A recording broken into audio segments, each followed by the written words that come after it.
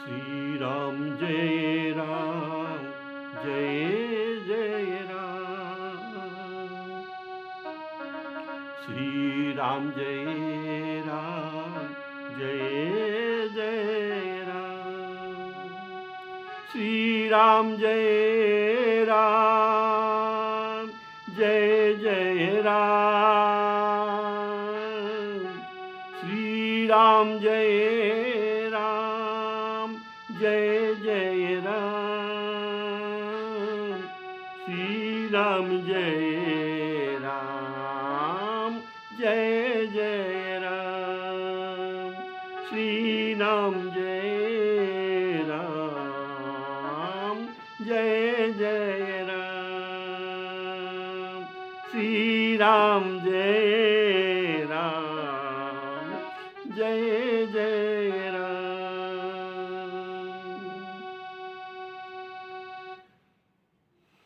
हमारे आदरणीय श्रोताओं को मेरी तरफ से सादर सप्रेम राम कथा को स्वागत करता हूँ।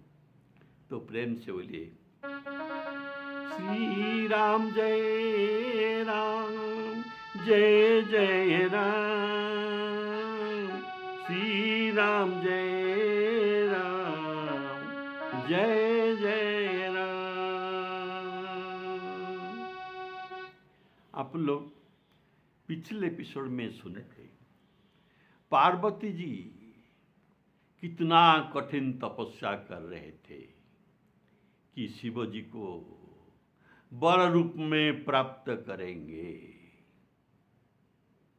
इनके इतना कठिन तपस्या था कि ऐसा तपस्या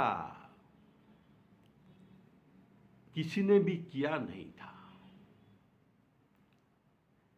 और बहुत तपस्या करने के बाद आकाशवाणी से ब्रह्मवाणी हुआ और ब्रह्मवाणी पार्वती जी को प्रशंसा करके कहा, हे पार्वती, तुम्हारी मनोरथ मनोकामना पूर्ण होगी। हे राजकुमारी, और तपस्या के कष्ट उठाना नहीं, अब तुमको शिवजी अवश्य मिलेंगे।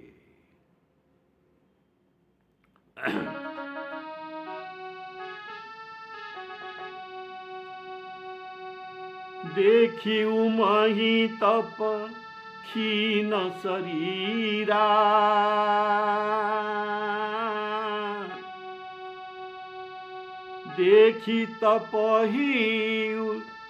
देखी उमही तप क्षीण शरीरा, ब्रह्म गिरा भये गगन गंभीरा। भयउ मनोरथ सुफल तब, भयउ मनोरथ सुफल तब, सुनु गिरि राज कुमारी। परिहरु दुसह कलेश सब, अब मिली हई त्रिपुरारी, अब मिली हई त्रिपुरारी। आकाशवाणी कहते हैं, हे भवानी, धीर मुनि और ज्ञानी अनेक हुए हैं, पर ऐसा तुम्हारे जैसे तप किसी का नहीं था। किसी ने तुम्हारे जैसे तप किया नहीं है। अब तू ब्रह्मा की वाणी को सुनकर, सत्य और पवित्र जानकर अपने हृदय में धारण करो। अब तेरी पिता बुलाने को आएंगे, तब तुम हठ छोड़कर घर चली जाना। अब जब तुम्हें सप्तर्षि मिलेंगे, तब हमारे इस बात का ठीक समझना। हमारे बात जो तुमने सुना है, ये सब ठीक ठीक है। इस प्रकार ब्रह्म की वाणी को सुनते ही पार्वती जी प्रसन्न हो गए और हर्ष के मारे उनका शरीर पुलकित हो गया।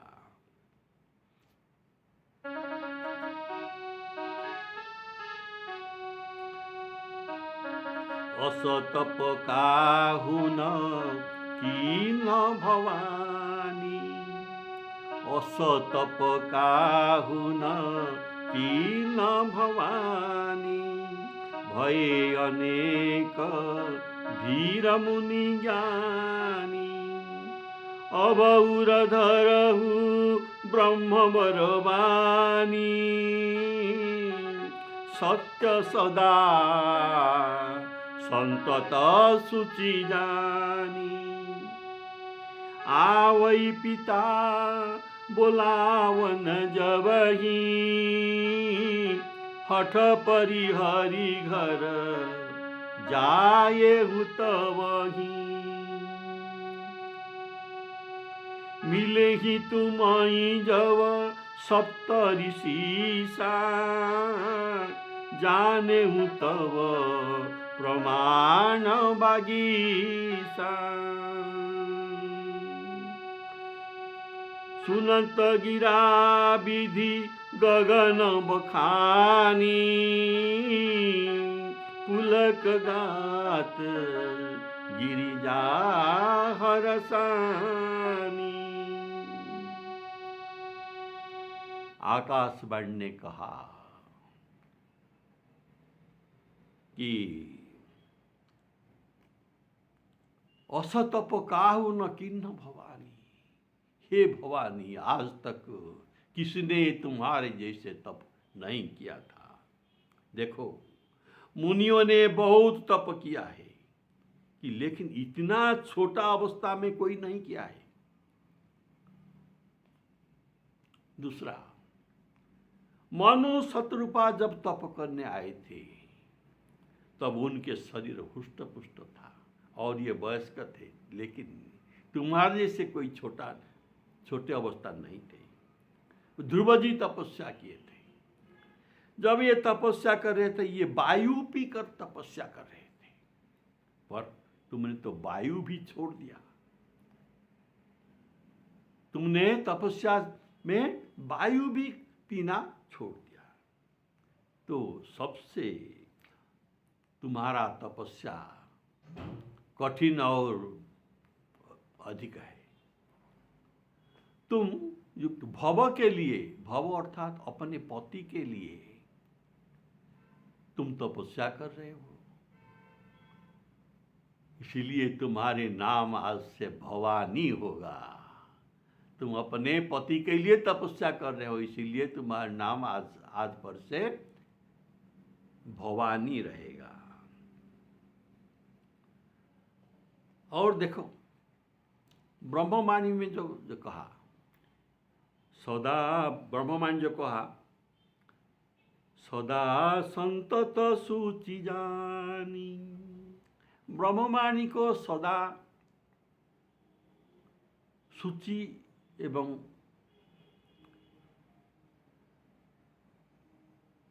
सत्य एवं सूचि समझना।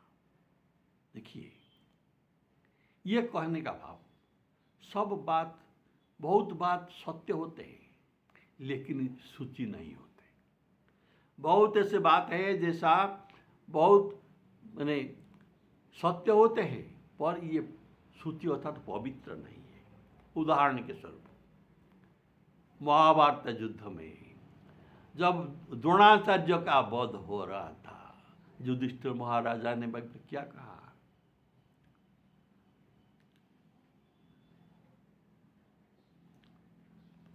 नरे वा गुंजरे अश्वत्थमा हता, नरे वा गुंजरे अश्वत्थमा हता, अर्थात अश्वत्थमा हता, ये बात सत्य है। तो कैसे? अश्वत्थमा नाम के हाथी को मारा गया था और ये हथा, ये था गुंजर। तो इसमें कुछ कपट था, जिससे द्रोणाचार्य का मृत्यु हुआ। इसीलिए ये बात सत्य होने पर भी अश्वत्थमाहतः नरेवा गुंजरे अश्वत्थमाहत, ये बात सत्य होने पर भी ये पवित्र बात नहीं है। लेकिन अभी जो ब्रह्मवाणी तुम सुन रहे हो ये सत्य और परम पवित्र है। श्यावर रामचंद्र की जय। अभी तुमको तुम्हारे पिता बुलाने आएंगी, तुम उनके आज्ञा पाकर तपस्या कर रहे थे, अब उनके आज्ञा पाकर भी तुम तपस्या से वापस घर को चले जाना। तो लेकिन तुरंत चले जाना ठीक नहीं है। बुलाने पर तुरंत चले जाना ठीक नहीं है। कारण सप्तर्षियों ने तुमको परीक्षा लेने हैं, तुम्हारे द्वारा सप्तर्षियों का परीक्षा करना है। तो जब सप्तर्षि मंडल परीक्षा करना है, इसीलिए तुमको उनके आने तक प्रतीक्षा करना है, तब इसके बाद चले जाना। सप्तर्षि, देखिए सप्तर्षि मंडल आप देखते हैं, सप्तर्षि मंडल में प्रत्येक मनवंतर में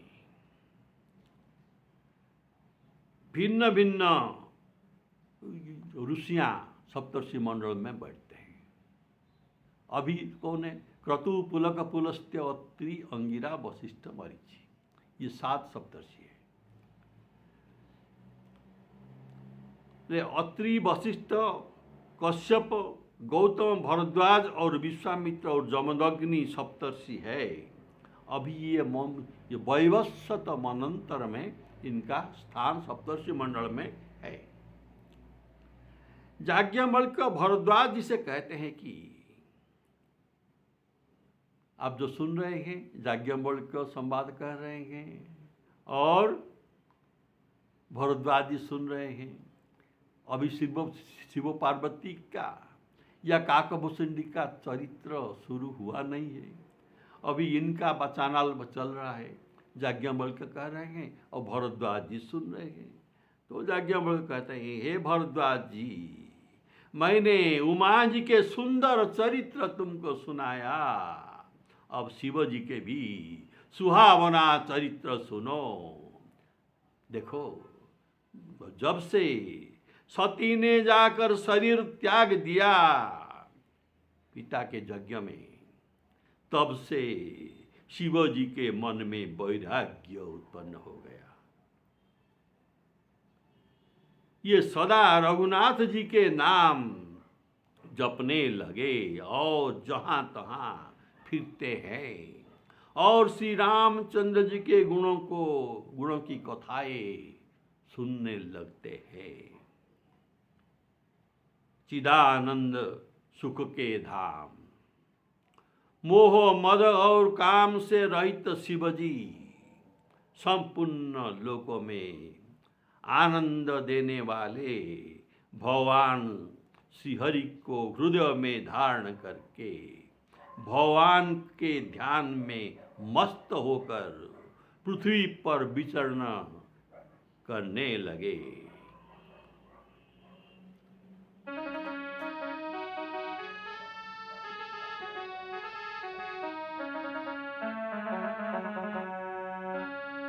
उमाचरित सुंदर में गावा,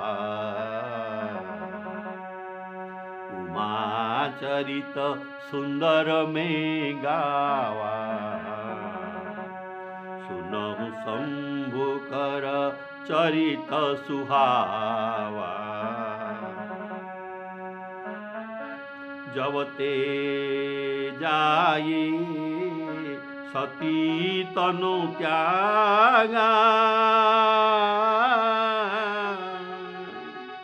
तब ते शिव मना भयउ विरागा। जपहि सदा रघुनायक नामा। जहाँ तहाँ सुनहि राम गुण गाना। जहाँ तहाँ सुनहि राम गुण गाना।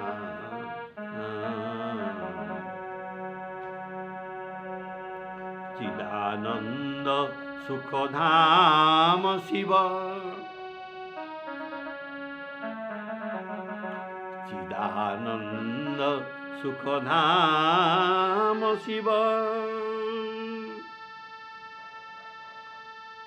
विगत मोह मद काम। विचरहि महिधरी हृदय हरि। सकल लोक अभिराम। सकल लोक अभिराम। उमा जी के चरित्र के उपक्रम में आप सुने थे, जब ते उमा शैल गृह आई। उमा जब से शैल गृह को आए, ये था कथा के आरंभ में। अब उपक्रम के उनसे मिलते हुए वाक्य अब कहते हैं। उमा चरित्र का समाप्त हुआ तो अब कहते हैं, उमा चरित्र सुंदर में गावा। जिस उमा का जन्म हुआ था, अब उमा का सुंदर चरित्र तुमको सुनाया। याज्ञवल्क्य भरद्वाज जी को कहते हैं। तब से तो क्या हुआ? शिव मन भयउ विरागा।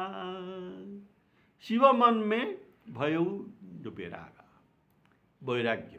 क्या शिव जी पहले वैराग्य नहीं थे? जब सती जी के मरने पर इनको वैराग्य हुआ, ये बात नहीं है। शिव जी पहले से भी ही विरागी थे, वैरागी थे। लेकिन सती के त्यागने के बाद उनको कैलाश में रहना अच्छा नहीं लगा। उनको अच्छा नहीं लग रहा था, कारण उन्होंने उनके साथ ये जो साथ बिता रहे थे, ये बात को ये इनके मन में याद आ रहा था। इसलिए कैलाश में रहना इनका इच्छा नहीं रहा। तब तो क्या करें?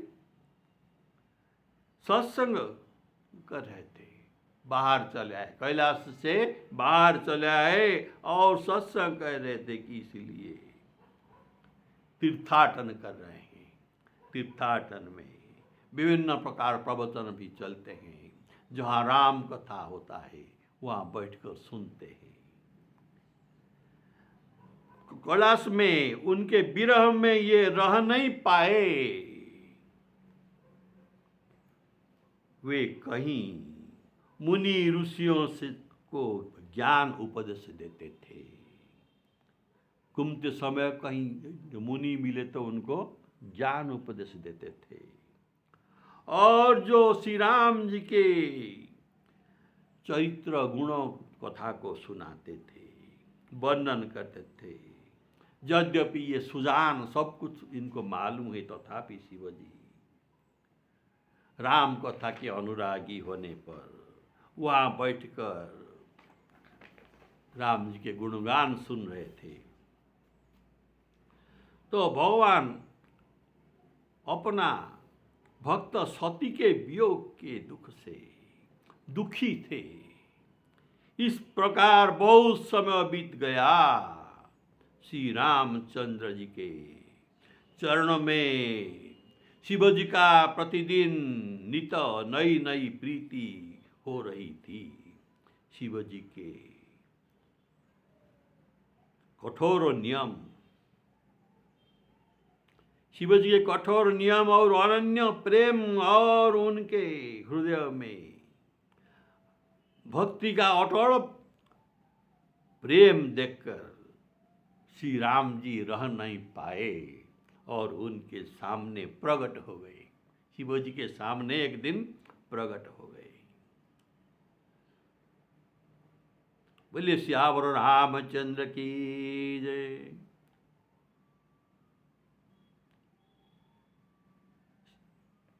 ये कृतज्ञ है, राम जी कृतज्ञ है।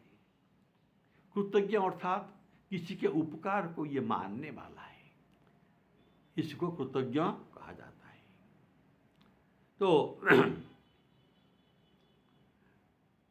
ये कृपाणु है, रूप और शील के भंडार है।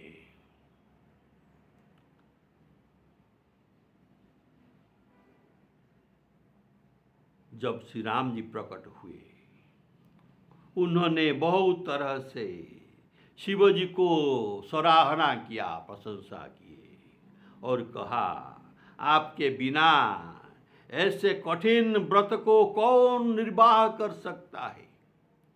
श्री रामचंद्र जी ने बहुत प्रकार से शिव जी को समझाया और पार्वती जी का जन्म सुनाया। बोलिए सियावर रामचंद्र की जय।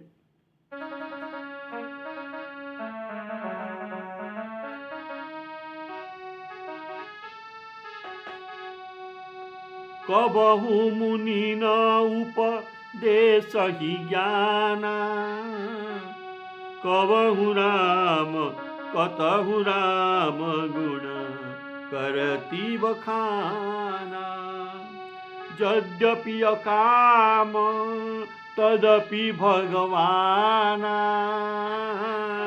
भगत विरह दुख दुखित सुजाना।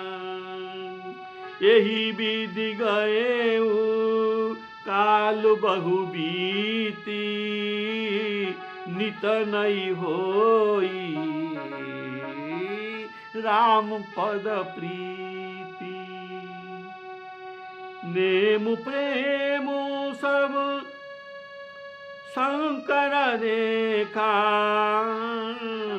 अविरल हृदय भगति के रेखा। प्रगटे राम कृतज्ञ कृपाला, प्रगटे राम कृतज्ञ कृपाला। रूपशील निधि तेज विशाला, बहुविधि राम शिव ही समुझावा। पार्वती कर जन्म सुनावा, पार्वती कर जन्म सुनावा। कतहु मुनि न उपदेश ही ज्ञान, अर्थात अधिकारी श्रोता जब मिल जाते हैं तो उनको राम जी का कथा कहते हैं। जब वक्ता मिलते हैं तो उनसे राम कथा सुनते हैं। और दोनों के अभाव में क्या करें, अधिकारी वक्ता नहीं कि अधिकारी श्रोता भी नहीं है, तो दोनों के अभाव में रघुनाथ जी का नाम जप करते हैं और रघुनाथ जी को स्मरण करके घूमते हैं। ये अकेले में ही खाली बैठते नहीं, अकेले में ही खाली बैठते नहीं, तो क्या करते हैं,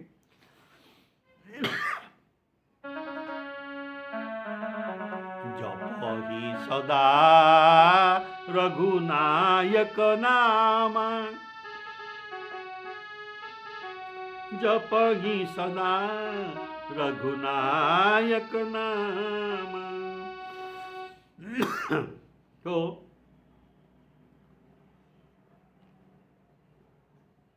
और खाली बसना भी ये शास्त्र विरुद्ध बात है। कुछ काम तो करना ही है, और करते समय या खाली बैठते समय क्या करना है। श्री कृष्ण जी भगवान अर्जुन जी को गीता में भी यही उपदेश देते हैं, तस्मात् सर्वेषु कालेषु मामनुसरजुज्यत मयार्पित मनो बुद्धि मामेवस्यसि असंशयम्।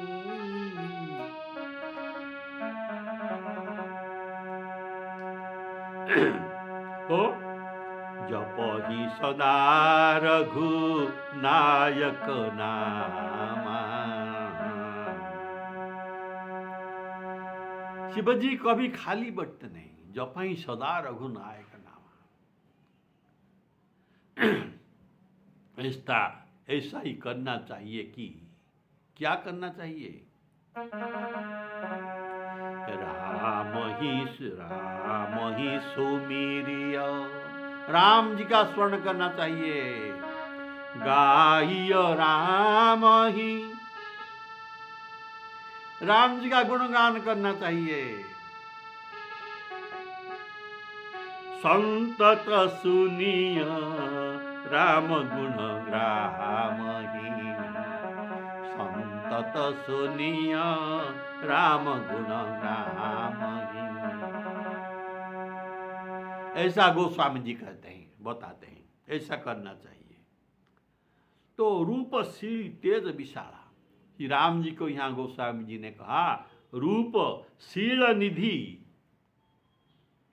और तेज विशाला, ये तीन संबोधन करते हैं। इसका भाव श्री राम जी रूपवान है, सुंदर।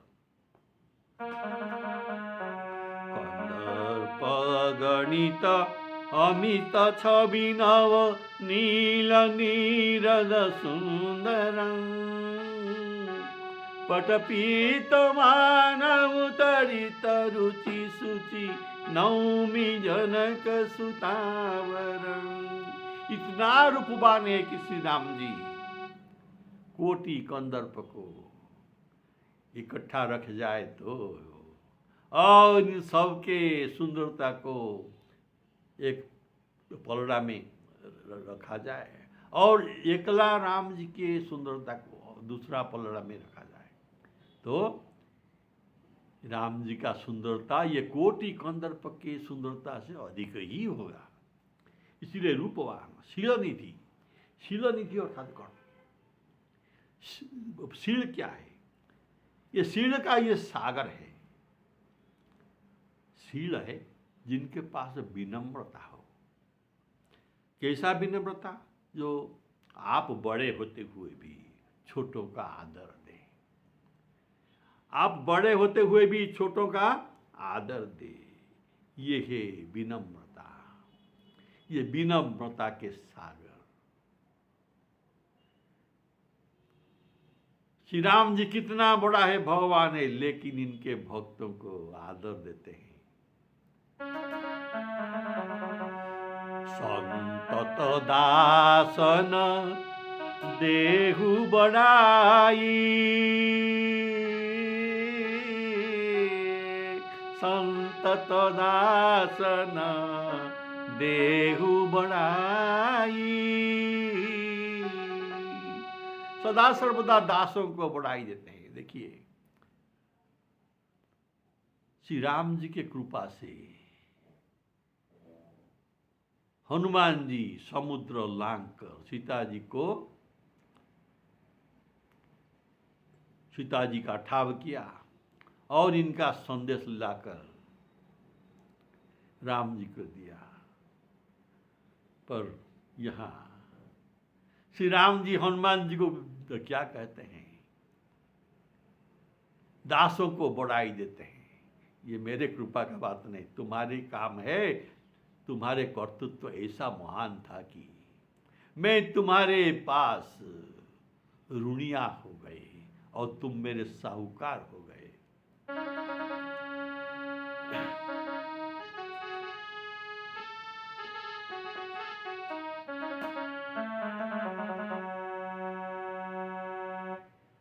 मैं तुम्हारी ऋण चुका नहीं सकता। बोले सियावर रामचंद्र की जय। तो ऐसा श्री राम जी संतत दासों को बढ़ाई देते हैं। ये इनका शील गुण है। अपने आप बड़े होने पर भी छोटों को बढ़ाई देना, ये शील स्वभाव। और श्री राम जी हमारे शीलों के सागर है। इसीलिए यहाँ गोस्वामी जी कहते हैं, रूपशील निधि तेज विशाला। इनका तेज क्या कहा गया। देखिए, जनकपुर में जब श्री राम जी गए थे, जनकपुर में एक से एक बढ़कर जो ज्ञानी वही सभा में बैठे थे।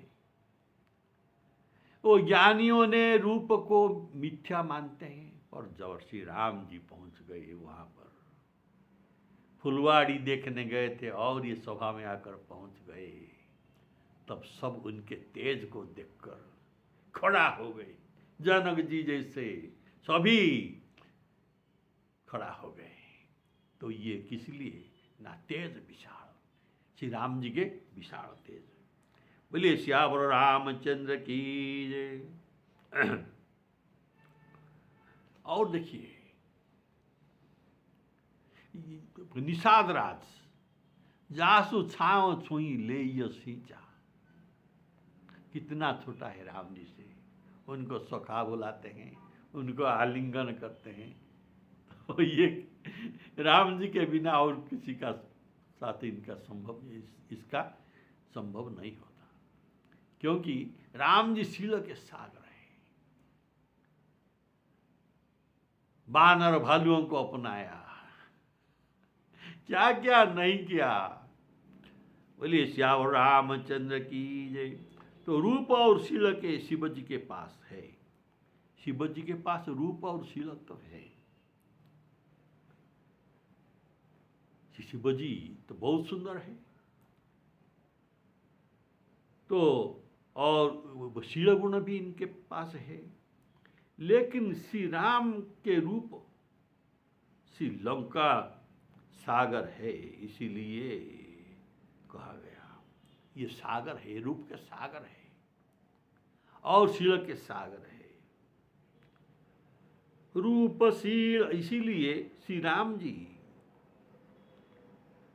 शिव जी के पास बहुत सुंदर रूप लेकर गए थे, इसीलिए रूप और शील गुण धामा। इनके साथ, इनके पास, इनको श्री राम जी के रूप पसंद है, तो इनके पसंद रखने के लिए अपने को बहुत सुंदर से सजाया हुआ श्री राम जी शिव जी के पास पहुंचते हैं। क्यों ना, शिव जी मोहित होकर इनके बात मान लेंगे कि पार्वती जी को विवाह करना है। तो और सच में शिवजी श्री राम जी के रूप को देखकर मोहित हो गए और राम जी को देखकर प्रणाम भी नहीं किया। जो अपना शुद्ध बुद्ध भूल जाते हैं, ये क्या किसको प्रणाम कर सकते हैं।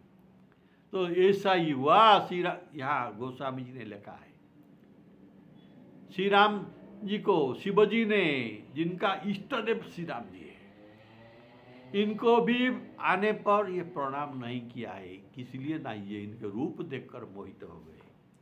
बोले श्यावर रामचंद्र की जय। तो श्री राम जी रूप, शील और तेज का धाम है, सागर है। जो जिनके पास ऐसा होता है, इनका आज्ञा का कोई उल्लंघन नहीं कर सकता। तो शिव जी इनके आज्ञा को कैसे उल्लंघन करेंगे? उल्लंघन नहीं कर सकते। बोलिए श्यावर रामचंद्र की। तो अगला एपिसोड में आप सुनेंगे शिव जी आकर क्या क्या बात करते हैं और कैसे शिव जी को, श्री राम जी शिव जी को मनाते हैं। ये बात आपको सुनना है। श्री सीताराम अर्पणमस्तु।